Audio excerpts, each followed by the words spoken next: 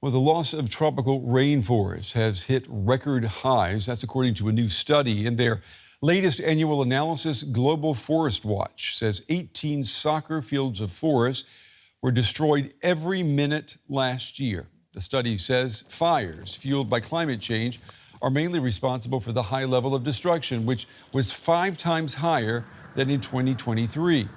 Forest fires are increasingly putting lives at risk, straining water supplies, and worsening air quality.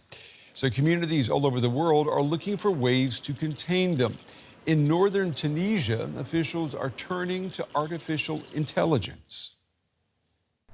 It looks like a hidden camera for observing wildlife, but it's actually much more sophisticated. Nadir Sahli and his team are hanging up 10 devices with cameras that can detect fires early on. Over 300 hectares of forest are being monitored in Tunisia's northern Ras Jebel area. We're using artificial intelligence as a sensor. It can detect active sources of fire and predict future ones too. We've built in a function that is similar to the human eye. It continuously monitors the area, and as soon as it detects a source of fire, the system alerts the relevant authorities directly. But right now, it's still in the test phase, so the information is only sent to the startup. These sensors allow us to monitor the condition of the forest and track its development throughout the year. This means we can create an intelligent map of the forest, one that shows which areas have a high fire risk, where plants and trees are especially dry.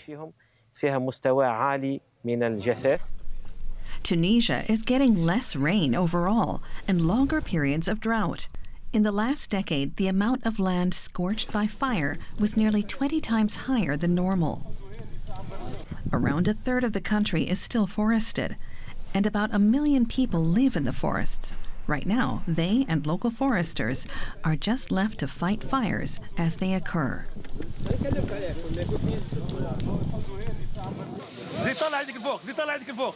Officials at the Ministry of Agriculture hope the AI fire prediction system could provide more protection in the future, especially as the forests are of major importance to Tunisia. The forest is a real asset for us, both nationally and economically, but also socially and in environmental terms. With 1 million people living in this ecosystem, it's our responsibility to guarantee them a safe place to live. The pilot project with the Forestry Department is still in its infancy. If it's successful, the authorities hope to equip larger forest areas with the AI sensors. This would make the rangers' work easier and protect the forests in the long term. And joining me now is Elizabeth Goldman. She's the co-director of Global Forest Watch. That's the organization that released that report. Elizabeth, it's good to have you with us. Your report, it paints a grim picture of massive forest fires emitting large amounts of greenhouse gases. Talk to me just how bad this is right now for our environment. Yeah, exactly. The findings this year are quite grim, as you say. This was a year of record-breaking fires across both the tropics and northern boreal forests, actually, which is the first time that bad fires have happened in both types of forest in the same year. And this has important implications for people living near and far from forests, people who have their homes and livelihoods impacted, who live right next to forests, and also people who are suffering from air quality. And then, of course, there's just a massive amount of carbon emissions that occur when forest fires happen, and that has big implications for climate change all over the world. Scientists are warning that the Amazon is approaching a tipping point, transitioning from a tropical forest into a dry savanna. Is it possible to prevent that, or have we gone too far? I mean, what are the possibilities here? Yeah, exactly. It is important to know that there are solutions to this. We can't lose hope. And while there's no silver bullet, it's important to know that there's a number of things that can happen to address the fires and the loss that we're seeing in the data this year. So One thing that's incredibly important is sustained commitment from political leaders to make forest protection a priority. We see this in the data when there are leaders in office, such as in Brazil and Indonesia. We see declines in the data that we've seen in the past. We also need strong fire prevention and response measures, which means investments from governments and local communities, just like the ones that you highlighted just now from Tunisia.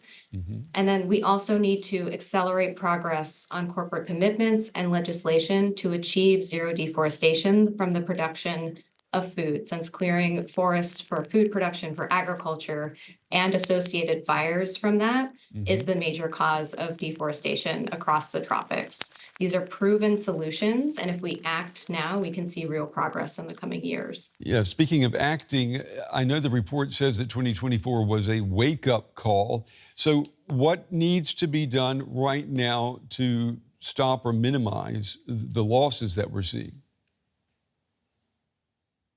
Yeah, exactly. I mean, I think the most important thing we can do is support political leaders, because when there are the systemic change that we need to see to reduce forest loss has to come from governments. So, supporting political leaders, backing them, voting, getting out the vote to support people who are champions for our environment is one of the most important things that people can do this very moment.